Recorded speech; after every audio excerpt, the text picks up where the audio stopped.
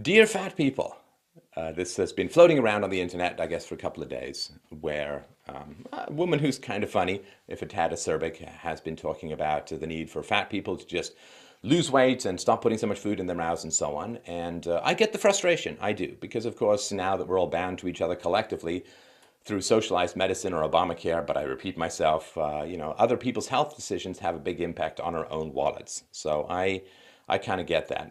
Will they cost you more in terms of diabetes? Will they save you more in terms of old age pensions? Who knows? It's the smoking question. But I do sort of want to point out a couple of important things. I'm no expert in this area. These are just my personal observations. So, first of all, being overweight has a genetic component to it. If your parents are overweight, then you are much more likely to have inherited the kind of metabolism that tends to gain weight.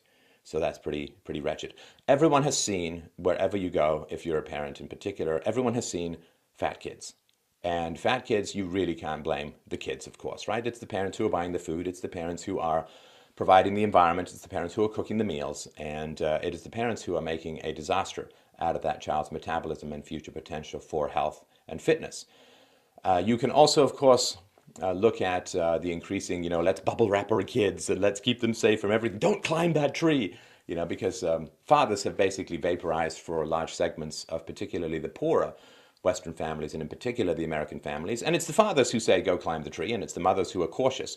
And because fathers are absent, mothers' hypercaution has been, don't go out, don't play near the road, don't climb trees, don't jump from the stairs, don't, right? And that's natural. I mean, that's natural and it's a healthy balance. If bachelors around the world, children would be, I don't know, lawn darts would still be a popular birthday toy. But and of course, for a wide variety of reasons, a government tax on sugar and the government food pyramid, which is basically a marketing agent bought by major food groups. Food has become a mess. Food has become, riddled with fructose glucose and sugars of every kind. There was, of course, this massive anti-fat campaign that went on. And when people said, I don't want fat anymore, and the food was largely processed and frozen, the only way to make it taste of anything was to add sugar to it. And you can find of the hundreds of thousands of foodstuffs available in American supermarkets, the vast majority of them have some sort of sugar added, and that is the result of a variety of things. The push to get women into the workforce, whatever its benefits may have been in other areas, meant that there was much less time available for cooking healthy and nutritious food from scratch with ingredients that you can pronounce. And so bringing women into the workforce meant that more processed and frozen foods became the staple and the standard, as did, of course, going to restaurants, and that meant that food quality declined. I mean, that's just the price you pay. And of course, not like families became richer when women went into the workforce. The government's got a double hit of tax goodies because the women who were formerly not being taxed as homemakers then became taxed when they went to work, and then all the childcare workers who had to rush in to take the place of the mothers also produced income which could be taxed. So governments loved it because it was great for that, and of course the Marxists loved it because it undermined family relations and all that kind of stuff. So there's a lot of politics behind it. There is, of course, also a general bell curve of obesity that follows intelligence, follows IQ tests. More intelligent people tend to be less overweight, and of course there are exceptions, but so what? Everyone points out these exceptions like they mean something. But and those who are less intelligent tend to have lower impulse control and focus more in the moment, and tend to eat the stuff that tastes better, but which is worse for you. So there is that issue as well. And so it is a complex web. A lot of family dysfunction goes into producing an obese child. And that's not just within the family. It's like everyone who's not sitting down with the parents and saying, what the hell are you doing? You cannot be allowing this kid to eat this kind of crap. I mean, you're just passing on the physical self-abuse known as obesity to the next generation. There's an entire environment that produces this kind of dysfunction, and kids don't choose which family they're born into. You can choose who you marry, you can choose your friends, you cannot choose the family you're born into.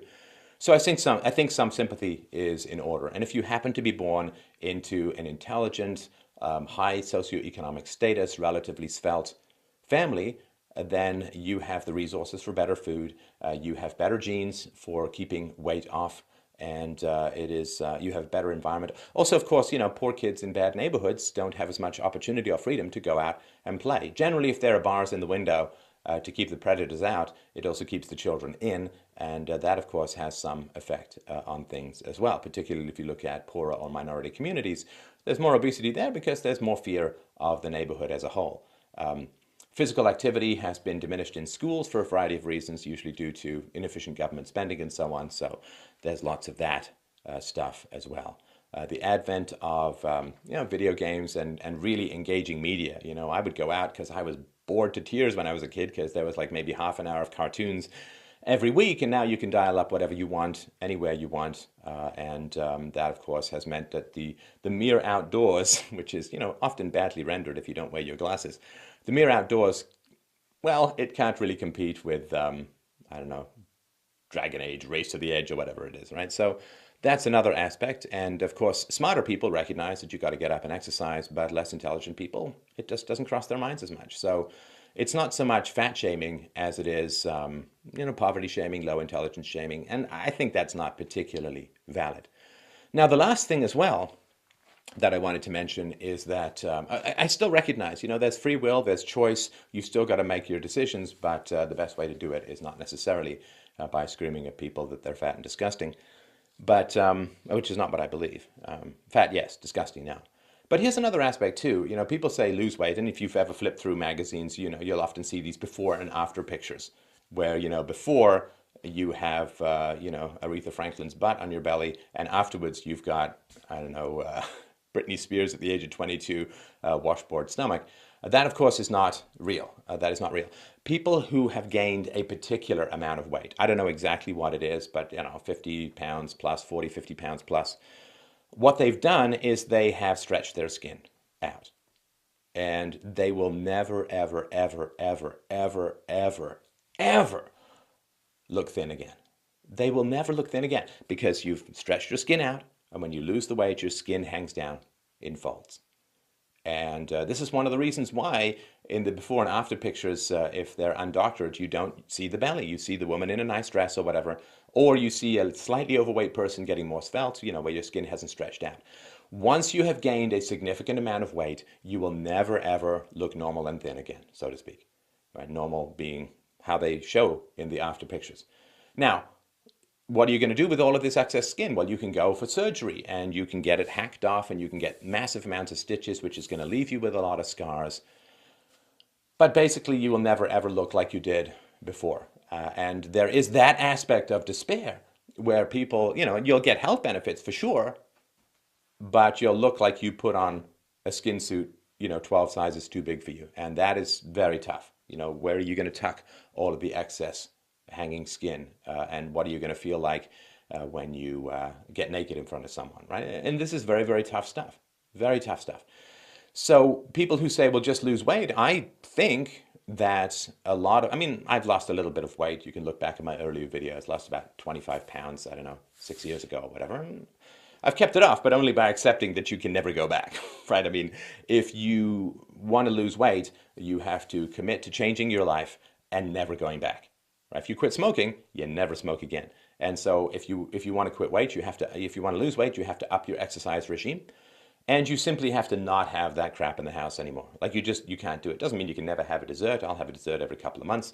But you can't have, chips and cookies and chocolate and cakes and crap and all. You just can't have it in the house. You got to go to nuts. You got to all the other stuff. It doesn't maybe taste quite as exciting, but your taste buds will adapt and it's not so bad after a while. But you lose weight by permanently changing your lifestyle. It's not a temporary thing. If it's a temporary thing, you'll do what 95% of people do when they try to lose weight, which is to gain more back afterwards. You have to change your lifestyle. You have to say, that was the old me. That was the old fridge. I'm not going to have pop anymore, even diet pop, which has been negatively associated with weight loss as well. You've got to change your life and never look back. You simply can't. You can't go back to the way you were. Because what, of course, a lot of people do, they try to lose weight. That puts their body into starvation mode, which means that almost every extra calorie gets converted to fat. And so the moment they break their diet, they end up gaining back more weight than they lost before. And of course, also, as they lose weight and their skin begins to hang, then they feel less attractive and they lose the motivation. If you're doing it for attraction, losing weight is very much a double-edged sword. And of course, the other thing too, for kids who grow up fat, the fat cells, once created, they never go away. They never, ever go away. And they're always looking to expand. So you got a real monkey on your back. You got a real tire around your middle that has a will of its own and wants to feed and grow. So there is elements of will involved, and there are elements of choice involved. So I'm not saying, doomed, doomed, doomed. But I think for the complexities of people who've ended up obese or who have gotten that way, I think it's important to just understand that there's a lot of factors that have gone into it. Human nature hasn't just magically changed over the past 20 or 30 years as the obesity epidemic has swept in a very slow way the Western world, in particular in America. But there's a lot of complexity that goes into it. And I think that there's fundamentally a lot of neglect and trauma that lies at the root of obesity. And I think that piling on and simply, using this disgusted face, particularly for an attractive young lady, is not the most productive way to help people to understand the source of these problems and to outgrow their outgrowing. So I hope that this helps. Look forward to your comments below. This is Stefan Molyneux from Free Domain Radio.